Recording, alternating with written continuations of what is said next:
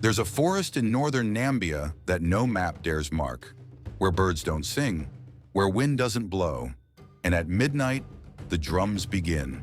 This is the story of a foolish man, an ancient war, and a curse that echoes through time. This is the legend of the drums of the dead forest. Long ago, the village of Uto sat beside a massive forest, once full of game, fruit, and life. But after the War of the Five Clans, it became silent. The people called it Irreversible, the forest that forgot light. Children were told, never enter after sundown. If you hear the drums, cover your ears and pray. No one hunted there. No one gathered firewood. The trees grew black and twisted, as if trying to crawl away from something buried beneath them. But then came Denga, a brave, arrogant woodcutter who didn't believe in stories. Denga was strong, loud, and poor. He mocked the village rules. "Why fear tree?" he'd say. "We starve while the forest rots." He swore to cut the sacred wood and sell it to the traders beyond the mountains. His mother warned him, "The drums are not music, they are mourning." But Denga laughed, shouldered his axe, and entered Irumbe at dusk, whistling. As night fell, he heard it, low, distant, rhythmic. Thum, thum, thum. He smiled. "Let them beat. I beat harder." But the trees didn't echo. They listened.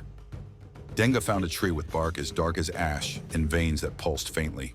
He raised his axe and struck. Immediately, the forest shook. Not from wind, but rhythm. The drums answered. Thum, thum, thum, thum. Then a scream. Far, deep, unnatural. Denga turned to flee, but roots wrapped around his legs, pulling him into the dirt. He awoke hours later.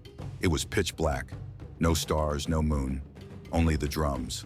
Louder, closer, and something else. Footsteps, many, marching. Denga climbed a tree to hide. From there he saw it, a procession of shadowy figures. Tall, thin, wrapped in burial cloths. Each carried a drum carved from human bone. In the center, a woman, floating, hair like smoke, eyes like flame. She looked up, straight at Denga. "You took what was never yours," she said. "Now you will carry the beat." Before he could move, a ghostly hand pressed a drumstick into his palm. It fused to his skin. His heart began to pound, not in fear, but in rhythm. He was drumming against his will.